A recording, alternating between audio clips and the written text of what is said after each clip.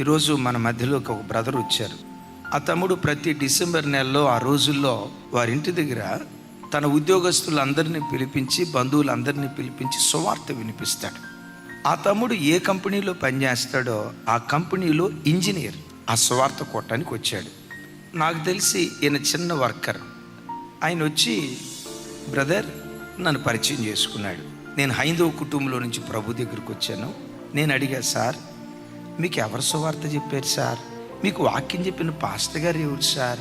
ఏ సువార్త కోటానికి వెళ్ళి ఏ చర్చికి వెళ్ళి మీరు వాక్యం విన్నారు సార్ అని అంటే, ఆయన నవ్వుతా, మా దగ్గర పనిచేసే మీ నాగరాజు గారు ఉన్నాడే, ఆయన ప్రవర్తనే ఒక సువార్త అండి. ఆయన ప్రవర్తనను చూసి నేను ప్రభు తట్టు తిరిగానండి అన్నాడు. ఏంటయ్యా ఆయన ప్రవర్తన అన్న? 9ంటికి డ్యూటీ అయితే సార్ ఎగ్జాక్ట్గా 8:50 కల్లా పంచి కొడతాడు. ఈవెన్ సింగిల్ డే ఆ బిడ్డ ఆలస్యంగా వచ్చినట్లుగా నాకు తెలియదు. పనికి వచ్చాడంటే వంచిన నడుము లేవడండే, గొడ్డు చాకరీ చేస్తాడండి. ఈ నాగరాజును 7 సంవత్సరాలు బట్టి చూస్తున్నా. నమ్మకమైన పనివాడు, కష్టజీవి, డిసిప్లైన్కి మారుపేరు. పోకిరి మాటలు మాట్లాడినట్లు కానీ, వెకిలి మాటలు మాట్లాడినట్లుగా కానీ నా 7 సంవత్సరాల సర్వీసులో ఒక్క రోజు కూడా నేను చూడలేదు సార్. నేను గమనిస్తూ ఉన్నా, ఈ బిడ్డ ఇంత నమ్మకంగా పనిచేయటానికి కారణం ఏంటి? ఒకరోజు అడిగితే ఆయన ఏమన్నాడు తెలుసా? నా ప్రత్యేకతకు కారణం నేను ఆరాధించే దేవుడు ప్రత్యేకమైన వాడంటే, ఈ క్రమశిక్షణ ఏదైనా నాలో ఉందంటే నా దేవుడు నాకు నేర్పింది సార్.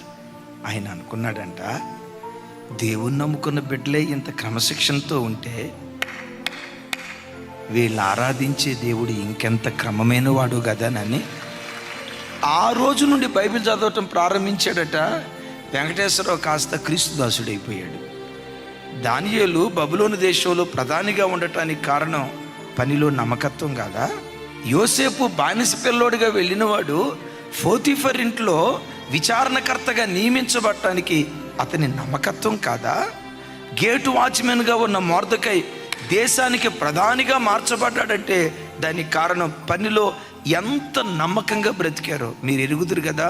నమ్మకమైన వానికి దీవెనలు మెండుగా కలుగుతాయి. బిడ్లారా, మీరు ఎక్కడ పని చేస్తున్నారు? ఊడ్చే పైన, కడిగే పైన, బాసాలను తవ్వే పైన, సూపర్వైజర్ పైన, ఇంజనీర్ పైన, కలెక్టర్ పైన, డాక్టర్ పైన, పని ఏదైనా. బట్ ఒకటి గుర్తుంచుకోండి, మీరు పని చేసే పని స్థలాలలో మీరు క్రీస్తుకు రాయబారులు. We are ambassadors for Jesus Christ.